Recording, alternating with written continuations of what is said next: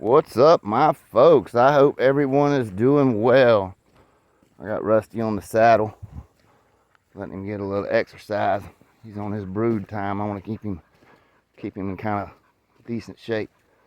Walk him a little bit every evening and morning. But before we get started with the video, I wanted to give a real thank you to Alfredo and Julian for all the hard work they're doing. That's the secretary and the treasurer, and I want to thank you guys. I know it's, you guys got jobs and y'all are pulling extra time doing this, and I do appreciate all the work you're doing. I just want to make that clear. I don't want anyone to think I'm taking anything for granted from them. I'm not. And to the guys that was asking about all this, and they're doing their job, man. I'm not going to pressure them. They have 9 to 5 jobs themselves. You know what I'm saying? So a lot more than that actually, but and they're doing this pro bono, regardless of what all the assholes are saying online, the haters. No one is making any money on this. This is all just out of the kindness of their hearts. I mean, and when we start taking money, no one will make any money on it. That's what this is about. It's a nonprofit. I mean, I'm not to say, if somebody's putting in 40 hours a week a year from now and we're, well in the way of it and that they shouldn't be compensated, but that, as far as that goes, we haven't got to that bridge to cross. So anyone saying that, they don't know what the hell they're talking about. Okay, this is definitely not a scam. The biggest thing that we're concerned about is the money. How to keep track. We're trying to get it figured out how to keep track of it. How, what account, well, everything we need. You know what I mean? That's what we're working on right now. So anybody that's saying that, they're full of shit. Okay, just know that coming straight from my mouth. They are full of fucking shit, and they're just being the typical assholes and the dogs, But anyway, I want to thank you guys for all the work you're doing. It's much appreciated, and I'm gonna thank you for everybody on here that is waiting. So anyway, thanks guys. Anyway, let's talk about picking your stud dogs. I had quite a few comments about stud dogs. This dog sending me pedigrees and what I think about this and what I think about that. There again, guys, like I always tell you, it's hard to, if you don't know the dogs themselves and all that and what they've produced and seen production off of them, it's very hard to, come on, let's go back this way. Come on. It's hard to pick like that. You understand? Unless you know the people real well and you trust them. Come on, let's go. No, we ain't going no more. Come on. It's hard to pick a stud dog like that. Like I'll just talk about Rusty with Rusty here. It is easy to pick him as my stud because, see what I mean? They'll drink right out of a mud puddle. It was easy to pick him for my stud because we have the siblings of him. We see how they're producing. We see, the family on his whole family before him was producers, improving. It's kind of easy. But even there, again, they do produce different type dogs. Rita's his sister. She produced a little bit of different type dog than him. And Rex, her brother, produces a different type dog than him. I mean, that's why I picked Rusty as my main stud. Now, it's because of the type dogs that Rusty is producing. He's producing above average, all above board. Okay? Very above average dogs. It's hard, it's kind of easy to breed a dog like that. That's producing like that. But if you look, you got to also look at the camp. Okay, who has the dog? Where they're hunting. If it's just those guys that's got them doing good with them and no one else can seem to be doing good with them, you might want to reconsider it, okay? That's another thing, because a lot of times it's self-promotion. You got some of these camps that just hunt together and then they brag about the dogs, and they've hunted just in amongst themselves, you know what I mean? They've never seen any other blood than what they got, and that's the best shit in the world. You got to watch out for guys like that. Anybody, I'll tell you red flags I look for.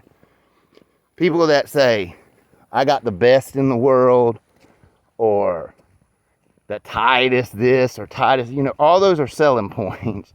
You know what I'm saying? The dog's production record, just like these pups that I got. I mean, I hope you guys that have got the Rusty pups are really enjoying those dogs. We are enjoying the shit out of them. They're good dogs. And so it's easy to continue with that. But when you got a dog that, some of these strains, man, if you look, they're bred fucking hundreds of times, it seems like. And you're not getting but a handful of quality dogs off of those. I don't care if the dog is got a breeding title. It doesn't mean that it's a good stud dog. You know what I'm saying? When you got a dog that you bred 2 or 3 bitches to, and you getting a dozen fucking high-end dogs off of it, now there's your stud dog. You know what I mean? And it's hard to find. You gotta look around. It can't be, it's hard to pick by pedigree. Like I said, it's really hard to pick by pedigree because all of them are different. Just like all the siblings can produce different. I mean, it's just, you know, it's really a crapshoot when you're doing it like that. I try to study and ask around and find out like what's the traits that the dog produces, and then I'll try to get one that has already had a couple litters. But like the last 2 that I went out of my yard, there's only really 2 reasons to breed out of, you know, is if you want to go out and put some new blood in your yard to freshen it up, or you think you need to improve on something, you know what I mean, or keep, you know, and strengthen something. Like with the rusty turtle buster stuff, it doesn't need anything else. You know, I won't add anything to that. I might add them to something else, but I don't need to improve on those at all. I mean, you can't get much better. I mean, they're not all going to be great, but when you get a good one, man, and they're coming at a high number, you know, you're getting several real high quality dogs every time I breed them. So that's easy. But when you got a dog that is a real hybrid, like with Buster, it was harder. I had to really bite the bullet and say, you know what, I'm going to find the cross because I see all the potential and find out what works with this shit. And that's what I had to do, you know. But it wasn't like I could say, well, this shit's just perfect. It's got everything I want. I had to be honest with myself. It would have been easy just to inbreed on it and say, you know, I got the tightest this or I got the tightest that, you know, and sell them motherfuckers like hotcakes for a couple years until people realize that, hey, these dogs they are too straightforward. You know what I'm saying? They don't have no steering wheel. They don't have no reverse. They get hurt really bad when the hog gets them. They keep fucking going. They're the definition of insanity. They do the same thing 10 times in a row. You know what I mean? That's what I had to straighten out on them. And that's just being honest with yourself and your dogs. It's the same way with your stud dog, okay? I don't care how much you love him. I don't care if he's your best buddy. If he can't produce, he can't produce. There again, the other way goes, you know, like the cherry bitch, okay? I about can't stand that bitch sometimes, but she's a good producing little bitch. You know what I mean? She's already producing good dogs. She's a proven producer, and she's young still, and she's already got dogs out there that'll hammer. You know, they'll hammer any hog you put them on. So that's a hard thing to do too. You know, you can say I can hear her back there all the way back in the yard, and she throws that fucking trait, that loud yippy ass trait. Them, you know, some of them dogs are going to throw traits you don't like.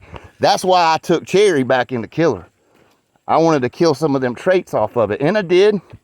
Them Eli cross back into them. It seemed to straighten them right back out. You know, seemed to give them qualities that I like.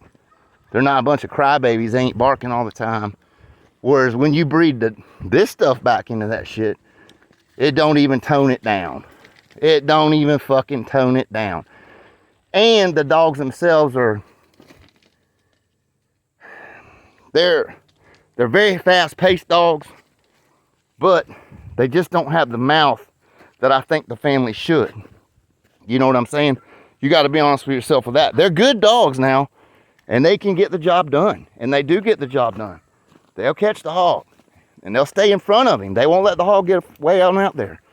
But they just don't have the devastating mouth that I appreciate in this strain right here. So, you know what I mean? You got to be honest with yourself. Say, well, I don't want to go back with that and get just, you know, high-paced average dogs. You know, you want to be honest. That's why you go out and you try to put something else in it.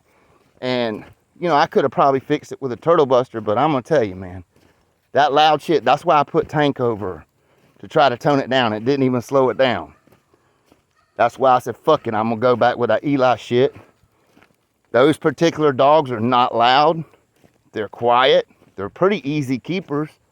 You know, I asked all these questions before I bred to him, and it seemed to have toned it down. That's the kind of thing, you know, a lot of people don't think about that. Just like with the Wiggles, I wanted to go to the Viper shit for one particular reason.